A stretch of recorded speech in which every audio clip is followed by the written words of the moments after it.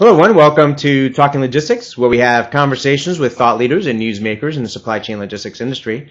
It's my great pleasure to welcome back on the program Nicholas Carretta, President at UltraShipTMS. And today we're going to talk about usability matters, the importance of the user interface in TMS. Now, Nicholas and I have earlier this year have talked about the roadblocks of TMS implementation. We've talked about the building the business case for TMS, and this is one of those other areas, usability, that certainly I've been talking about for the past couple of years. It's something that I think in general a lot of shippers and companies that are looking for a TMS have kind of overlooked, but it's certainly playing a much more important role today, particularly from a total cost of ownership and really extracting the value from a TMS. So I'm happy to have Nicholas back on the program to really share his insights, advice, and perspective on this topic. I just want to remind those of you that are joining us live today that if you part of our goal here is to make this conversational. So if you do have a question for Nicholas as we're having our conversation, you can do so via the submit a question button or the chat feature, and I'll keep an eye on that. And certainly, if we've got time and it's a good and appropriate question, I'll weave it into the conversation. So with that, Nicholas, welcome back to the program. Thanks for having me. Happy to be here today.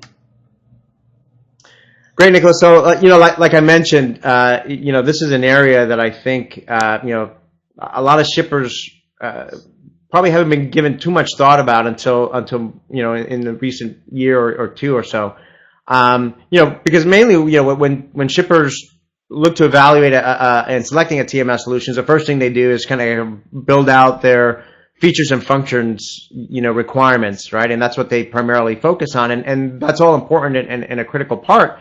But the usability piece is something that, I think ends up biting them in the end. And so are you seeing kind of shippers placing more importance on usability too? I'd say not as much as you'd think, or as I'd like to see. Often usability is showcased during the live product demo, not so much in the RFP, RFI portion of the selection process. Sometimes shippers will ask users to rate the usability of a system or a solution in a scorecard sense, but we don't see a lot of specific questions related to user interface in the RFI, RFP phase of the selection. Now, is that true for both shippers that are new to TMS, meaning maybe they've been doing manual processes and doing spreadsheets and fax machines? Is it the same for those types of companies that are looking at a TMS versus those that maybe already have a legacy solution in place, an older solution in place, and are kind of looking to replace their TMS? I think it is kind of universal. They're going to focus on features and functionality. Does it do this? Does it do that? Unfortunately, overlook usability, which, as we'll discuss here today, is a big mistake. And I think that's because those features and functions aren't going to really truly be adopted if the users don't enjoy using them, find them easy to use, and find them to be time savings, a vehicle for time savings. So, whether it's people that are stuck on green screens or old legacy systems, or they have maybe a non-SaaS solution that hasn't been up to date, you don't see that focus. I think they should have it, and I think as we go forward here, we can point out some of the reasons why. Yeah, no, good points. I mean, again, I don't have much hard data on this, but just anecdotally, in recent years, usability has become one of those things that companies that were kind of early adopters of TMS that might have client-server solutions or their own proprietary solutions, they were kind of bitten already because of the poor usability, and now that's kind of risen, to the surface for them. So again, so those are the ones that again have been bitten already. So now when they're back in the market for a TMS, they kind of recognize the importance more. So what are some of the things you're hearing from shippers in terms of the issues that they experience the most from a usability standpoint? Well, I did mention green screens, so I get a lot of that. We still use green screens, or we still use an older legacy system. Users feel a lot of times that they're stuck on an older version of TMS that's maybe even 10 years old at this point. They bought something that was a licensed product installed locally. they're still using that product and they haven't applied the updates. So that's one of the big gripes I get, and that's probably why you're hearing more about that today, is because you're getting these users that are in the second cycle of their second TMS purchase. They've gone through the first one, they've had their lessons learned, now they're looking for something that's a little bit more current, has better usability to the system. I get a lot of specific complaints about having to navigate deep into multiple menu trees, that the features that they want at any given time aren't easily accessible. They have to go to screens and subscreens in order to pull out the specific information that they need at any given time. Having to switch across multiple windows is also a bit of a complaint, where they may have pop-up windows that they have to open multiple windows and then compare data on two separate windows that would be more convenient if it was located on one single screen. Cumbersome multi-step processes for rescheduling and scheduling. That's a big one that I hear, that often the scheduling is one of the hardest parts of what they do, and there's a lot of processes that have to go into scheduling each stop independently when there's no real good fluid solution for doing that. And then another big one is reporting and compiling manual reports. You'll get the user that constantly says that at the end of every month, really not the end, but after the first week of the next month, I have to go back, I have to compile my reporting, I have to create this report for my boss in which I join these two reports, or I have to do my scorecard manually. And those are all things that people really feel that at this point should be automated. Why should they be in there every month running the same report over and over? The TMS should be programmed to generate that report, to give it to them in a format that they can easily distribute it or distribute it for them. So I would say those are probably the biggest ones that I hear on a regular basis. Yeah, I would echo many of those as well. I mean, usually what I hear, what I've been hearing throughout the years is, gosh, I have to click 20 times and open up 5 windows just to be able to answer this particular question. And I think one of the high level themes that people in supply chain logistics are talking about today is the need to make smarter decisions faster. And certainly when you're not able to answer the quote unquote easy questions quickly, when it requires so much clicking and so much window opening and everything else, and really ultimately ends up in a kind of a fragmented workflow. I think that's one of the key challenges that to your point, that's driving a lot of this. When it comes to usability, I think some people may put that in the bucket of, well, that's kind of the soft benefits kind of category type of thing, right? So I think as we've talked in past episodes, when you look at something like optimization, that you can really assign some hard savings benefits, to that. So I guess the question is, why does usability matter? I mean, what's the business case for it? Well, there's several reasons. Going to your optimization example here, it's great if the optimizer saves money, but if it's unusable or the user doesn't find it easier to use, the user adoption isn't going to be there. So the primary thing that I would say why usability is so important is because it drives higher user adoption, and the users are going to use more of the features that's available within the TMS and help you attain those savings that are there. Ultimately, if you want users to continue to use it, not revert to the manual process, they have to feel good about that experience. They have to find it almost enjoyable, even though it's work, to come in and be able to work in the TMS system, and they have to feel it makes their life easier. When the features are difficult to find, when the users are looking for features that are not in a place where they expect to find them, often they don't use it. Often they don't even know that feature exists because they say, well, my TMS doesn't do that. Well, it does, but you just don't know how to access that feature. Like when they have a cell phone, they say, well, my phone doesn't do that. Well, yeah, it does. You just don't know how to access the feature. So that whole UI is very, very important. And if it's not good, you're going to see a lack of automation and standardization within your processes. And that's one of the primary reasons that you put a TMS or you upgrade a TMS. Also, a big point that people don't consider is that a well-designed UI can actually reduce the total cost of ownership of the TMS. The way it does that is by lowering the training and support burden for users and for either your IT staff or a company like ours in a SaaS-based solution, my staff, because the easier it is for someone to use and adopt and the more intuitive intuitive it is, the less training, the less support you're going to need throughout the life of that contract. So overall, the user experience that's good, has less frustration, requires less training and retraining, and this counts for all users, whether it's a logistics user at your company at the shipper, it's a carrier, a vendor, any third party that's involved. You really need all the stakeholders to participate, play their role in getting the information transmitted, and if you don't have a good UI or they feel it's cumbersome, they're not going to want to participate. The biggest benefit of a good TMS platform is collaborative communications, and if the UI is designed right, it really provides a platform for great communications with everybody in your organization, all the stakeholders, internally and externally with the system. All great points. I mean, the one that really resonates with me is, which is true for any kind of software implementation, any kind of technology implementation you're looking at, roll across an organization, and that is change management, right? So it's so difficult sometimes, particularly if you're putting a TMS in an environment where people are used to, doing it their way, right? Sending emails and faxes or with their spreadsheets and so forth. And now you say, okay, now you got to start using this application. And if users see that as being much more difficult, hard to learn, they'll revert back to their old ways, and their manual processes, which kind of defeats or makes the rollout much more, complicated. I mean, it sounds like that's one of the things that, people struggle with, right?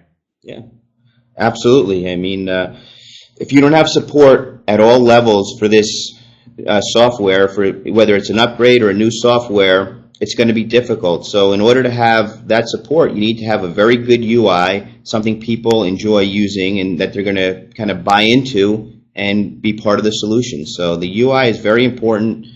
Being able to have users look at a screen and say, well, I get this. This is easy. The feature's right here. Or say, oh, okay, that's great. That's exactly what I was going to do anyway. Well, we know that because we watch what users do, we study it, and then we can build those features and add on incrementally to really continue to allow the software to evolve and to make it a great experience for the end user, something that they're not experiencing today in their day-to-day life. Great. So now let's look at it from a kind of the technology, point. Obviously, you're a provider of TMS solutions, and I'm sure usability is a priority for your development team and customers, and you're getting feedback on that. Can you give us some examples of how TMS user interfaces and the overall user experience has improved over the years? Sure. I'm always challenging my team to focus very heavily on visibility. As I've said here, even little things can make a huge difference to an end user. What I've seen over the years as the TMS has evolved is a more personalized experience where what you experience as an end user might be different than the person sitting next to you because your role or your function is different. So right from the beginning, you have a personalized experience that's based on your login credentials. While that may have been semi-true for older softwares, you might have seen all the features but only been able to access certain ones. Now what you see is when a user logs in, they're presented with a different home screen. They'd have a customized dashboard, for example, that's very specific to their role within the organization. So when we look at our end users, we know that the dashboard for a private fleet manager who's going to be managing day-to-day driver assignment and driver productivity is going to be very different than the dashboard for a common carrier, somebody that's managing the common carriers or the outside carriers. And as such, that login controls what dashboard they see, what user experience they have, and it's a very personalized delivery. There's features like column choosers. I get this often when I talk to shippers where inbound managers want to see different things than outbound managers. So when they search for shipments and they're presented with a series of columns, pickup date, delivery date, origin, destination, they're going to want to change those columns, change the order of those columns, and they can personalize that so that every day they're really trying to focus on what's key to their success, key to their role, key to their responsibilities. So it's very personalized delivery of the software, and I think that's one of the things that's really changed and evolved. The other thing is just the overall point and click as opposed to a green screen where you're working in a keyboard. You're able to now point, click, right click. And then another big thing for us is drag and drop, which is so much fun to watch a user experience that, where they have a list of open delivery bays and times, and they have a list of loads. And instead of going into the load and having to click and find the appointment section, they take the load, they drag it, they drop it on the open slot, and it does the scheduling. So we do drag and drop for scheduling. You see a lot of drag and drop for routing, route sequencing, and then mapping and visualization. So overall, I think some of the big things that you're going to experience are personalization and then just ease of interaction, drag, drop, right click. Some of the things that you've come to expect from a desktop application, you're now starting to see that in the web-based TMSs and the TMS tools that really make the interaction smoother and allows them to be more efficient and work with more shipments on a given day and any given day. So you really empower them to grow with the organization as their shipping volume grows. Those are all great examples. I mean, I think you hit the nail on the head. I think configuration or personalization, as you termed it, I think is key, right? Because I think you're right. All of us as users of a TMS, everyone's going to want to see different things, are going to need to see different things and execute different processes depending on their specific role in the organization, as well as obviously, the reality is that many users of TMS are outside the organization. They could be suppliers on the inbound, they could be carriers that are kind of coming into this, and they're all going to need a different way to interact with the system as opposed to a single way of looking at it. The other thing I think is interesting is which you touched upon, and is I think for the most part, and this is particularly true I think for younger employees, they want their enterprise applications to be as easy and as intuitive as the applications they use at home, right? With the social networking tools, whether in the Google Documents and so on and so forth. And I think we're seeing enterprise software vendors and TMS vendors kind of looking at some of those best practices that are being deployed on social networking and being deployed on these more consumer or personal applications that we use at home and bringing those into the enterprise space. Did you agree with that? Very true. Very true. I'll often tell my developers to look at even e-commerce sites. How are they doing it? How are they listing products on the site? How are they displaying search results? What can we learn from these things? One, because they've done these things. No sense in us reinventing the wheel. But the other point, go back to training and adoption. They've already been trained. If they go to eBay, if they go to Amazon, if they go to Gmail, they learn those systems. So any of those interactions that you can incorporate into your software, they've already learned that behavior, the basics of how to select multiple line items by clicking a checkbox at the top of the line, things like that. So when you look at adoption and training, the more these applications can be similar to other applications out there, work similar to other websites, whether it's their Gmail or Facebook or any of the social media apps like LinkedIn, the quicker they're going to learn the TMS application, the quicker they're going to adopt it and be able to be proficient in it. So you really have to kind of not reinvent the wheel, in a sense, go with the flow, but at the same time, you want to be unique. So incorporating as many of these simple features into your TMS software as you can is a benefit to you and your end users in the long run.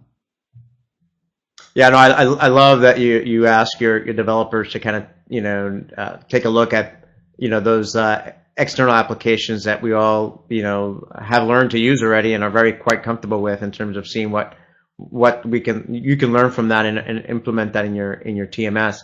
We're kind of coming up short on time here. I got a couple of more questions, but I just want to remind those of you that are watching us live today that if you do have a question for Nicholas, now is the time to ask it. And if you are joining us as a visitor, you do have to sign up first in order to be able to ask a question. So Nicholas, I think you talked about cloud a little bit. You mentioned it. Mobile is another tech trend out there. In many ways, mobile technologies, whether it's smartphones or tablets, are almost becoming the default computing platform these days. So I'm kind of curious, how are mobile and cloud technologies, impacting and influencing, usability? Well, they really force you to think about your ultimate design, your UI quite a bit more than a PC user would. You have very limited screen real estate. The interactions are different completely. You don't have that right click on a lot of the mobile applications. So how do you get past the right click? Things along those lines. Where do you put the menus? There's a lot of thought that goes into it, but you really have to focus on that because, like you said, so much more is mobile these days. A lot of the driver communications are mobile with mobile cell phone applications where, the drivers can do check calls mobile. You have to have compatibility with both Android and iOS. So you do have to put a lot of thought into it because I think, like anything, people expect computing at their fingertips. They're no longer content to say, when I get back to my laptop or I get back to my desk, I'm going to do this, I'm going to take care of that task. They're going to get their mobile alert on their device. They may want to get right into the system, interact with it. So your screens have to be optimized not just for the PC, but also for the mobile layouts and mobile computing. They have to be optimized for speed because a lot of times you're not on a high-speed connection with a mobile device, and they have to be optimized for screen real estate. We do all of that with our applications. We know more and more our users are wanting to interact on mobile devices, and some of our platforms that we're developing now are predominantly for mobile devices, such as a yard management tool that we're working on. So the mobile has to be an integrated part of your strategy for developing your software, and you have to be prepared to have an application that works on any device and is pretty much device agnostic. No, I agree 100%. On the cloud front, just going back to the personalization and configuration piece, because I think there's a lot of perhaps some misunderstanding out there, in terms of how much personalization and configuration you can do with a cloud-based application. I think there might be some that believe that, well, because it is a cloud application, everyone's sharing. If multiple companies and users are sharing the same application, how do you do that, right? So is that, how do you go about, without getting technical, obviously, but I assume that personalization you talked about, that configurability that you talked about, is very real and very possible in a cloud environment. It's completely real, especially when you've done like we've done. That has always been a goal of ours, to have a very personalized delivery. So for us, part of the secret sauce, if you will, is as we build features and options, we're doing database settings on the back end to determine whether or not that feature or option is available to an end user. So at its base level, when every user logs in on the first time, they do see what you see, in a sense, the exact same thing as the user next to them. But as they get in there, there's a settings menu, there's profiles menu, and you can go into those menus. You can tick on or off different profile settings so that when you log in, now you see something different than I see as my start screen, because you may want to see reporting when you kick off. I may want to see operational features that I would execute against. And what you can do is there's a lot of database configurations that exist on the back end to control what a user sees, what they have permission to edit, whether they have view only, view and edit ability, and there's quite a bit that can be done, but that has to be done early on. And I think applications that weren't designed native for the web, for this personalized experience, might be slightly disadvantaged in trying to port the application over to the web and then add that level of personalization that we've added, and other software applications have tried to add as well. But I think it all goes back to the whole premise of making an application sort of skinnable, where you can kind of go in there and you can change your color profile and your layout and all those different things. That's where the personalization started, and where it's gone now is to personalizing not only the look of the application, but the functionality of the application as well, so that it really becomes a more efficient tool. Yeah, that's a great point you made at the end. So it's not only the configuration or personalization of the kind of what you see, but also the functionality and the workflows, right? That each organization must have. So that's kind of another dimension of configurability there. I guess to wrap up, you mentioned at the beginning of the conversation that most RFPs, RFQs really don't include many questions around usability. It's something that happens maybe during the demos or at a very high level standpoint. So what questions should shippers ask TMS vendors, or what things should they look for in an evaluation process to make sure usability issues don't end up biting them in the end? Well, what I would suggest is they put together a matrix of features and usability items that they want to evaluate, and ask their users as they're experiencing the demo, as they're sitting through the software demo, to rate certain features, such as, does it have drag and drop, yes or no? To what degree is it incorporated on a scale of 1 to 5? Does it have mapping capabilities where you can visualize a shipment on a map? Does it have a personalized user experience? Overall, how would you rate the ease of use of the software? And put together a matrix that will let you evaluate software by software what your impression was of the usability of that software. Then they should also be asking questions about compatibility, browser compatibility, for example, Firefox, Chrome, IE, what versions of the software are required, if there are any limitations on certain softwares, and then also if any third-party plugins are required. Do you need Java? Do you need Flash? What do you need to have the most rich user experience at the end of the day? And those are the types of things you can ask in an RFP. Great questions there and things to think about.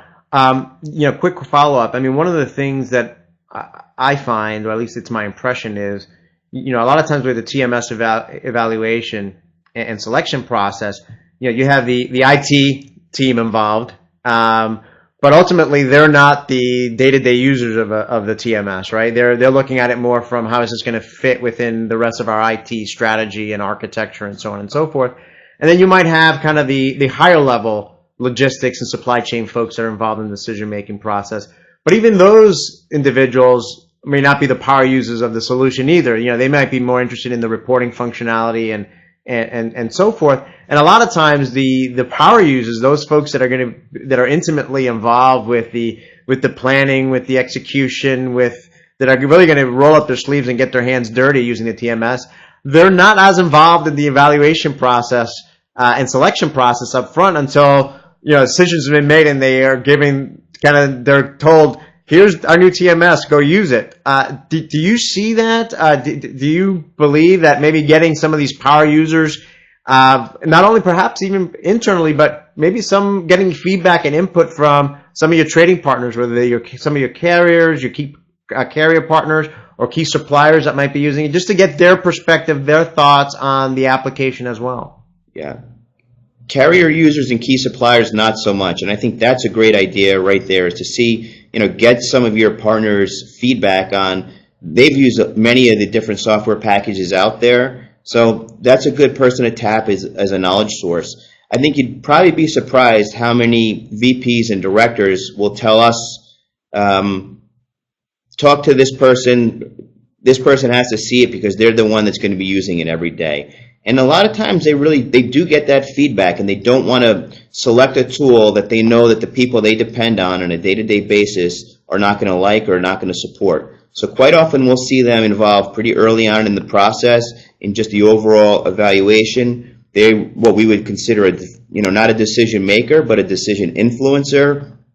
You have to make sure they like the software, they like what they see, so that after the call, after the demo, in the behind-the-scenes selection process, they're putting their vote in for your software based on what they perceive to be its usability, its ease of use, and whatnot. And then they're going to, influence the decision maker to say, well, I like this software better than the other. I could see this helping me on a day-to-day basis. I can see this helping me get you that report that you always ask me for a lot faster than I get it for you now. things like that. That's the type of thing you'll hear. So the influencer definitely gets incorporated, not so much the carrier or the vendor. And I think that's probably something that would be beneficial to shippers if they were to do. Well, it's great to hear that that power user, that internal power user, is being involved and serving as an influencer, because I think at the end of the day, their voice needs to be heard and play an important role in that. With that, Nicholas, we're out of time, but as always, I think we've raised some great points and some good questions. I'm sure the conversation we can spend another hour talking about this, but I think that we've hit some of the high notes here, and certainly look forward to having you on the program again and continue this conversation and talk about other areas around the TMS market that are having an impact out in the industry. So again, thank you for taking the time to be with us today. Well, thanks for having me. Enjoyed it as always, and I'm looking forward to our next episode. Great. So we didn't get any live questions today, but if you are watching this episode on demand, I'm sure Nicholas will be happy to answer any questions or comments that come after the fact. So you can do so by searching for this episode on talkinglogistics.com, and you can post your questions or comments there. And again, I'm sure Nicholas will be more than happy to follow up via that platform. So again, thank you all for joining us today, and look forward to seeing you in a future episode of Talking Logistics. Have a great day.